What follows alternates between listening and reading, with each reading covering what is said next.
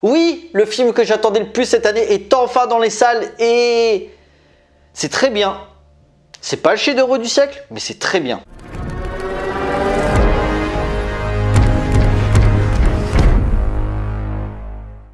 Bonjour à tous, il va être question de Dune, réalisé par Denis Villeneuve.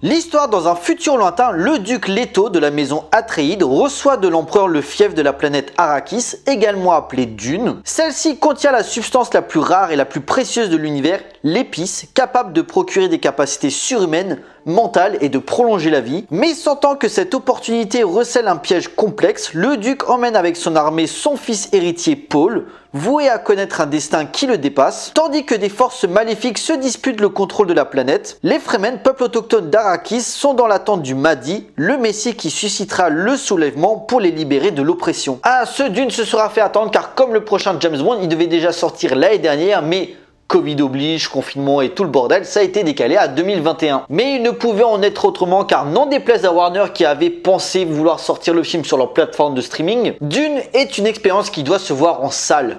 Point barre. Mais dont, à l'heure où je tourne cette vidéo, on ne sait toujours pas l'avenir de cette franchise. Bon, je vais essayer de spoiler un minimum, je vais garder seulement les choses qui servent mes arguments. Maintenant, est-ce que cette version, après celle de David Lynch, qui si au début les gens étaient pas trop réceptifs dès l'annonce du projet, la hype a commencé à monter si bien que les fanboys étaient déjà là à crier au chef-d'œuvre, même sans avoir vu le film. Au point de ne pas accepter les critiques mitigées ou négatives sous prétexte de te faire taxer de faux fan de cinéma ou de pro-Marvel. Donc est-il à la hauteur des attentes?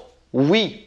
Un grand oui, mais parce que j'ai apprécié le film, mais il y a des choses à dire. Mais la majorité des choses que je reproche au film, c'est surtout en rapport avec son réalisateur Denis Villeneuve, dont je ne suis pas spécialement un fan inconditionnel. Un cinéaste qui, pour moi, souffre du syndrome Terrence Malick, Christopher Nolan, Ridley Scott, du genre des mecs qui ont fait 2-3 bons films, qui ont marqué le public et qui depuis n'ont plus droit à ce qu'on les remette en question. Car pour moi, il avait bien commencé avec Incendie et Prisonnier, que je trouve excellent, et puis après, il est parti dans des délires qui personne ne me parle pas du tout. Entre Enemy et Premier Contact qui traitent de genre sans vraiment les toucher. Premier Contact, on dirait un film de science-fiction pour les gens qui n'aiment pas la science-fiction. Moi, c'est le premier sentiment que j'ai eu en regardant le film en fait. Et Sicario, qui a été l'un des films d'action les plus niais, chiants et mal écrits de ces 10 dernières années, c'est personnel, mais je trouve que Sicario 2, réalisé par Alfredo Solima, est largement au-dessus. Donc voilà, Denis Villeneuve était bien parti, puis après, il est allé dans des films pseudo-contemplatifs qui prennent la pause pour pas grand-chose. Et puis Blade Runner 2049, suite de mon film préféré réalisé par Ridley Scott, où je trouvais que l'esthétique froide s'accordait parfaitement avec l'univers, proposant une suite faisant honneur au film de Ridley Scott, ainsi qu'au roman de film classique, tout en poussant plus loin les enjeux et les thématiques en rapport avec les réplicants et l'humanité envers la machine. Une claque qui, je rappelle, était mon film préféré de l'année 2017, comme quoi j'ai beau ne pas être fan du cinéaste, s'il fait un putain de film,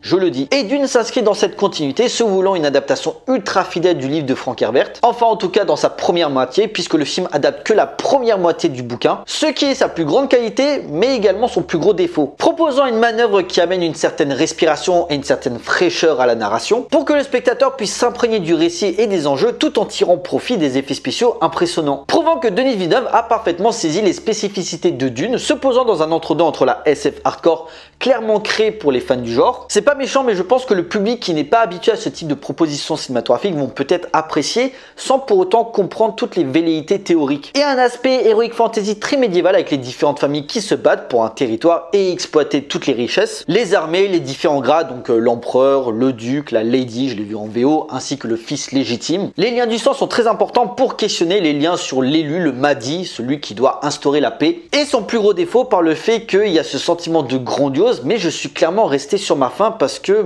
tu as vraiment l'impression d'assister à une moitié de film. Et vous allez dire, ouais, mais c'est normal parce que c'est la partie 1, c'est affiché au début. Oui, je suis d'accord, sauf que pour moi, tu as l'impression d'avoir 2h30 d'exposition. Et ça m'aurait pas dérangé d'avoir 30 minutes en plus, pas que ça doit finir sur une grande bataille, mais vraiment, il manque ce côté épique. Dans la version 1984 réalisée par David Lynch, il y avait ce choix de condenser à l'extrême le premier roman en 2h30. Ici, le dernier acte s'enlise dans une succession de situations bizarres qui amènent à un climax assez artificiel finalement. C'est un peu ce que je reproche à Denis Villeneuve, c'est un faiseur plutôt efficace qui a toujours su s'entourer des meilleurs dans le domaine du technique ou des acteurs, mais personnellement sa mise en scène ne m'a jamais impressionné. Surtout que comme j'ai dit à l'heure où je tourne cette vidéo, les suites ne sont toujours pas confirmées et si malheureusement, j'espère pas, elles ne se font pas, bah t'auras vraiment un goût d'inachevé avec ce film là. Cependant je dois quand même avouer que si j'ai souvent critiqué son esthétique très froide ne s'accordant pas forcément avec le cinéma de divertissement d'aujourd'hui, le cinéaste arrive par instant à se transcender pour proposer des scènes aux envolées titanesques. La scène où la moissonneuse se trouve aux prises avec le ver géant te procure un sentiment de gigantisme rarement vu sur grand écran. Clairement le travail sur les échelles de plan m'a vraiment sidéré ici. Et que dire de l'attaque des Harkonnen consistant à une succession de tableaux magnifiquement jumelés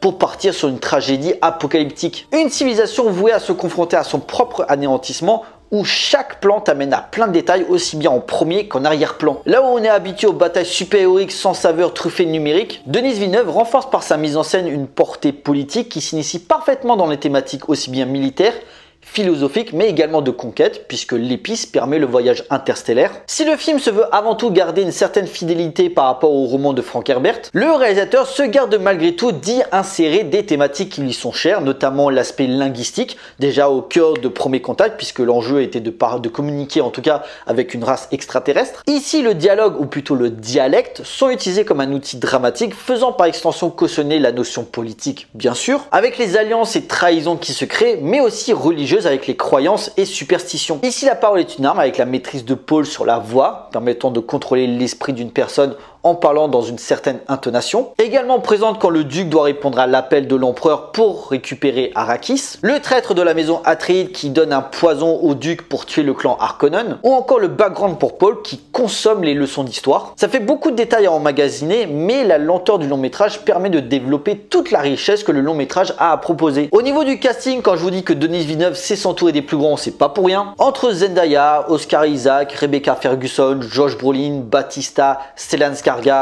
tous gravitent autour du personnage de Timothée Chalamet qui finalement n'est pas la fausse note du métrage puisqu'il arrive à faire exister tous les personnages autour de lui, même si, et c'est personnel, Cal McLachlan dans la version de 1984 qui est un acteur que j'apprécie énormément, je préfère sa proposition de Paul Atreides, même si Timothée Chalamet s'en sort avec les honneurs. Au début tu as du mal à t'attacher avec lui mais petit à petit il s'imprègne de son personnage. Je pourrais pas en dire autant de la musique composée par Hans Zimmer qui m'a clairement laissé sur le côté. Elle s'accorde plutôt bien avec certaines scènes sans lui donner forcément un côté épique et sur d'autres elle fait vraiment musique de fond. Surtout qu'il y a des notes qui ressemblent vraiment à ses anciennes musiques de film. Pareil, la partition de Toto dans la version 1984 m'a beaucoup plus marqué. Je dis pas que c'est mauvais, je dis juste que c'est pas sa partition la plus inspirée, même s'il y a quand même certaines musiques qui m'ont marqué, que ce soit The One, Blood for Blood ou encore Speechless in the Sand, celles-là sont plutôt pas mal. Elle arrive rarement à sublimer des moments importants, pas aidée par une photographie terne et ultra saturée qui a tendance à me gonfler. Je sais pas si c'était pareil pour vous, mais il y a des scènes, l'imagerie était tellement sombre que je comprenais rien à ce qu'il y avait à l'écran. Il y a des plans qui marquent la rétine, mais pas de la meilleure des façons. Jouant beaucoup sur la suggestion et les non-dits, le Dune de Denis Villeneuve repose sa narration sur un univers riche et une intrigue simple en apparence, mais disposant en vrai de plusieurs particularités rendant l'univers vraiment fascinant pour mieux honorer l'envergure des enjeux. Les difficultés politiques liées à l'impact de l'homme ainsi que ses questionnements par rapport au monde qui l'entoure, et même si la longueur de certains plans typiques du cinéaste ont tendance à m'exaspérer par moments, elle reste malgré tout cohérente par rapport à l'ambiance poétique et nihiliste que le film veut véhiculer. Une pertinence d'autant plus touchante que Dune arrive parfaitement à contextualiser son récit sans abuser de voix off pour tout expliquer. Plus l'histoire avance, plus le spectateur est abreuvé d'informations qui serviront son interprétation et son ressenti de l'œuvre. Cependant, si on arrive à ne pas s'ennuyer, on aura franchement du mal à tout assimiler. La caractérisation du Dr Yue sort un petit peu du nulle part sur ses motivations, ou encore les phrases que les Fremen sortent après avoir discuté avec Paul sont souvent hors de propos et t'as l'impression que c'est juste là, regardez, je les ai mis parce qu'elles sont dans le bouquin. J'aurais voulu aussi un petit peu d'humour par partir sur des grosses blagues, mais des moments de légèreté pour humaniser certains personnages. Car comme tu as une multiplication de sous-intrigues, tu as une multiplication de personnages